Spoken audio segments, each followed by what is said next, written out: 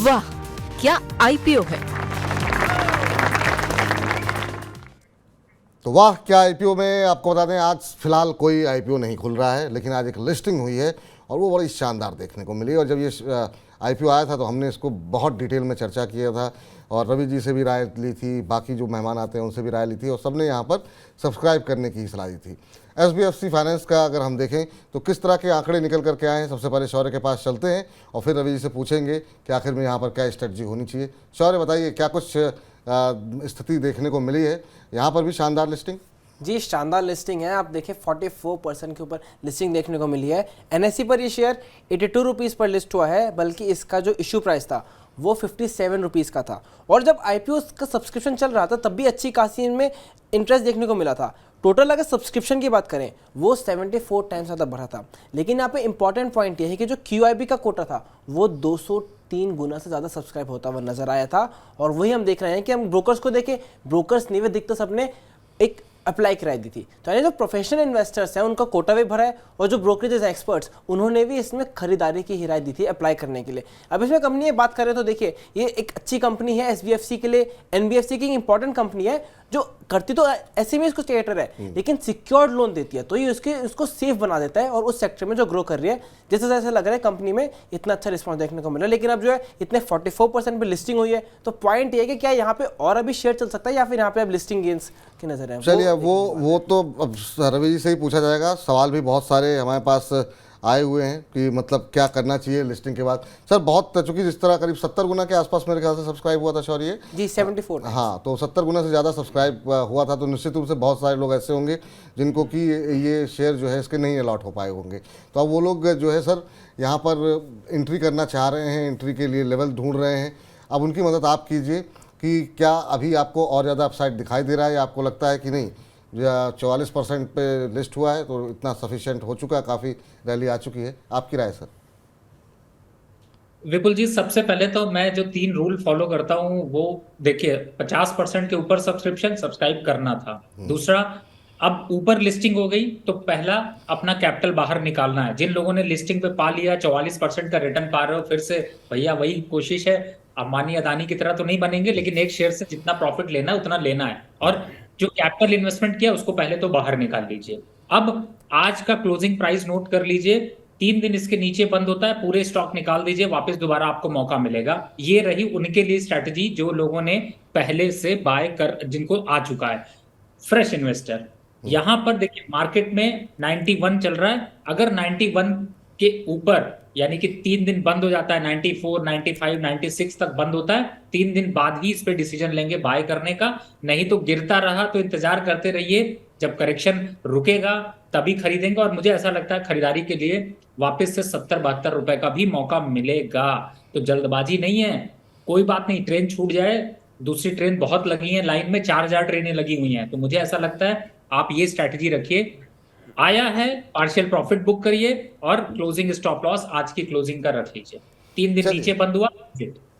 अगर आप में से जिनको शेयर अलॉट हुए हैं उनके लिए स्ट्रेटजी बता दी गई रवि जी की तरफ से कि क्या आपको फॉलो करना है। 44% का प्रीमियम मिल रहा है और अगर आप अभी तक आपने नहीं बेचा है तो अब तो 60% मिल रहा है, क्योंकि 82 पे लिस्टिंग हुई थी, अब 92 का भाव देखने को मिल रहा है, 91-75 का भाव देखने को मिल रहा है। तो अच्छा खासा, और क्या चाहिए आपको? आप एक बार प्रॉफिट बुक कर लीजिए और बाकी जिन लोगों को लेना है वो 3 दिन का वेट करें। बाकी जो है अगर गिरावट आती है तो 72 तक गिर सकता है, रवि जी कह रहे हैं, तो वहाँ पे अगर आप खरीदेंगे तो अच्छे खासे अपसाइड की उम्मीदें बनी रहेंगी आपके लिए। ये इस स्ट्रेटजी के साथ एफजीएफसी फाइनेंस के जो लिस्टिंग हुई है उसको आप अपनी स्ट्रेटजी बना सकते हैं। अब आज तो कोई आईपीओ खुल नहीं रहा है, लेकिन कल 2 जो है हम देख रहे हैं एसएमईज़ के आईपीओ खुल रहे हैं। उसके बाद से एक मेन बोर्ड का आईपीओ 18 यानी शुक्रवार से खुल रहा है और उस दिन हमारे साथ अरुण केजरीवाल जी मौजूद होंगे आईपीओ बाजार पे बातचीत करने के लिए। शौर्य, क्या कुछ डिटेल आपके पास है? जी जैसा आपने बताया भी अगले 2 दिन में टोटल 4 आईपीओ खुलने वाले हैं, एक मेन बोर्ड पर और 3 खुलने वाले हैं एनएससी पर। अगर मेन बोर्ड की बात करें तो वह पिरामिड टेक्नोप्लास्ट, वो 18 से 22 अगस्त तक खुला रहेगा, यानी परसों खुलेगा, और उससे कंपनी कुल 153 करोड़ रुपए जुटाने को देख रही है। फिर आते हैं हम एसएमई सेगमेंट पे। एसएमई सेगमेंट में जो कल आईपीओ खुल रहा है वो है शूरा डिजाइन्स, उससे कंपनी बहुत ही छोटी रकम जुटा रही है, सिर्फ 2 करोड़ रुपए। और उसके बाद बाकी 2 कंपनियां हैं वो फ्राइडे को खुलेंगी एसएमई बोर्ड पर, वो है क्रॉप लाइफ साइंस और बॉन्डाडा इंजीनियरिंग। क्रॉप लाइफ साइंस का जो इशू साइज है वो 26 करोड़ के आसपास है, और जो बॉन्डाडा है वो 42 करोड़ से 43 करोड़ के बीच में जुटाने को देख रही है। ठीक, तो ये फिलहाल ये डिटेल हैं और कल हम इस पर और डिटेल में चर्चा करेंगे। ख़ास तौर से जो आईपीओ कल खोल रहे हैं सूरा डिज़ाइन, हालांकि बहुत छोटा आईपीओ है, 2 करोड़ का ही आईपीओ है। क्रॉप लाइफ साइंस पे भी कल थोड़ी सी बात कर लेंगे, 18 से खुल रहा है और करीब 27 करोड़ के आसपास का इशू प्राइस है। पिरामिड टेक्नोप्लास्ट के लिए आपको 18 तारीख का वेट करना पड़ेगा, यानी शुक्रवार को हम बातचीत करेंगे इस पर। सर, ये जो 2-2 करोड़ 2.5 करोड़ लोग जुटा रहे हैं, अभी हमने देखा एक सुरवरी करके शायद कोई आईपीओ था और काफ़ी अच्छा सब्सक्रिप्शन भी देखने को मिला। वहाँ पता लगा कि इतना ज़्यादा सब्सक्राइब हो गया था, शायद 110 गुना सब्सक्राइब हुआ था कितना। तो वहाँ पे जो चूँकि वो आपको इन्फॉर्म करना होता है इन्वेस्टर को कि आपको आईपीओ में आपका आईपीओ लगा है कि नहीं लगा है, उन लोगों को इन्फॉर्म करने में उनके जो है करीब 1 करोड़ से ऊपर खर्च हो गए। तो अब 8 करोड़ रुपए जुटा रहे हैं आप और उनमें से 1 करोड़ खाली लोगों की मतलब वापस करने के लिए खर्च हो जाए, तो फिर तो उनके लिए तो बड़ा घाटे वाला सौदा हो गया सर एक तरीके से। जी बिल्कुल, देखिए इसीलिए इस तरीके के जो स्टॉक्स हैं उनमें बहुत सोच समझ कर निवेश करिए।